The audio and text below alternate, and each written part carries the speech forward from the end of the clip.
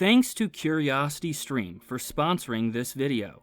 Watch thousands of documentaries and get access to Nebula for free when you sign up using the link in the description. Bernoulli's equation is a simple but incredibly important equation in physics and engineering that can help us understand a lot about the flow of fluids in the world around us. It essentially describes the relationship between the pressure, velocity, and elevation of a flowing fluid. It has countless applications. We can use it to explain how planes generate lift, or to calculate how fast liquid will drain from a container, for example. We'll explore these applications and a few more later on, but let's start by reviewing the equation itself.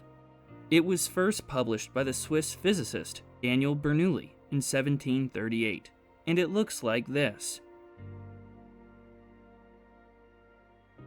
The equation states that the sum of these three terms remains constant along a streamline. Each of the terms is a pressure. The first term is the static pressure, which is just the pressure P of the fluid.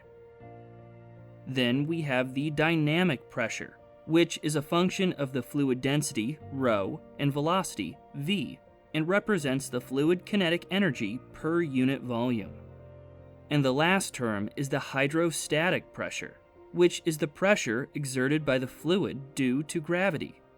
G is gravitational acceleration, and h is the elevation of the fluid, which is just its height above a reference level.